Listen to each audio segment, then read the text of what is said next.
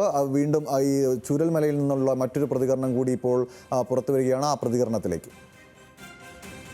എന്ന് പറഞ്ഞ സ്ഥലത്ത് മുഞ്ചിരിമട്ടം എന്ന് പറഞ്ഞ ഭാഗത്ത് വലിയൊരു ദുരന്തം ഉണ്ടായിട്ടുള്ളത്. വലിയ ദുരന്തം എന്നാൽ ഒരുപാട് വീടുകൾ പോയിട്ടുണ്ട്, ഒരുപാട് ആളുകൾ മണ്ണിന്റെ അടിയിലുണ്ട്.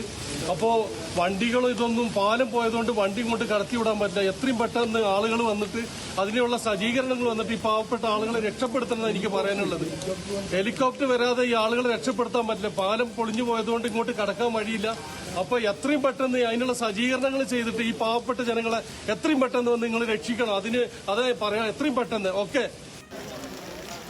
ശ്രീജിത്ത്, ഈ ഒരു പ്രതികരണം കൂടി പുറത്തു വരുമ്പോൾ രക്ഷാപ്രവർത്തനത്തെ സംബന്ധിച്ച് വലിയ ആശങ്ക നിലനിൽക്കുന്നുണ്ട്. പാലം തകർന്നതിനാൽ പലർക്കും രക്ഷാപ്രവർത്തനം നടത്തുന്ന ഈ അപകടം നടന്ന മേഖലയിലേക്ക് പോകാൻ കഴിയുന്നില്ല എന്നതുൾപ്പെടെയാണ് ഇപ്പോൾ സംഭവ സ്ഥലത്ത് നിന്ന് നമുക്ക് ലഭിക്കുന്ന പ്രതികരണം.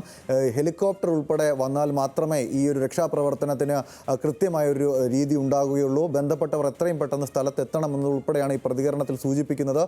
എന്താണ് രക്ഷാപ്രവർത്തനം സംബന്ധിച്ച് ഏറ്റവും ഒടുവിലായ വിവരം? രണ്ടാമതായി ഉരുൾപൊട്ടിയതായിട്ടുള്ള വാർത്തകൾ കൂടി പുറത്തു വരുന്ന ഈ സാഹചര്യത്തിൽ ശ്രീജിത്ത്. 1 മണിക്കും 2 മണിക്കും ഈ സമയത്ത് എത്തിയ ഫയർഫോഴ്സ് സംഘത്തിന് പിന്നാലെ രാവിലെ 5 മണിയോട് കൂടി രണ്ടാമതും മൂന്നാമതും ഫയർഫോഴ്സ് സംഘം എത്തിയിരുന്നു. മറ്റുള്ളവർക്കൊന്നും പിന്നീട് അങ്ങോട്ട് എത്താൻ കഴിയാത്തൊരു സാഹചര്യം ഉണ്ടായിരുന്നു. കാരണം കൽപ്പറ്റയിൽ നിന്നും മേപ്പാടിയിലേക്കുള്ള ദൂരവും മേപ്പാടിയിൽ നിന്ന് കൽപ്പറ്റയിലേക്കും ചൂരൽമലയിലേക്കുമുള്ള റോഡുകൾ ആദ്യം തന്നെ വെള്ളം കയറി ഗതാഗതം ഉണ്ടായിരുന്നു.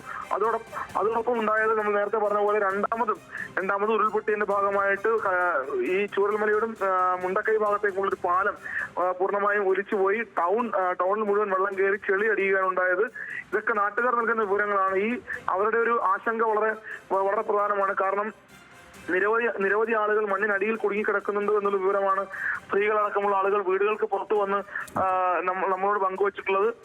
അതുകൊണ്ട് തന്നെ ഈ ഹെലികോപ്റ്റർ അടക്കമുള്ള സംവിധാനങ്ങൾ വേണമെന്ന് നാട്ടുകാർ ആവശ്യപ്പെടുന്നു.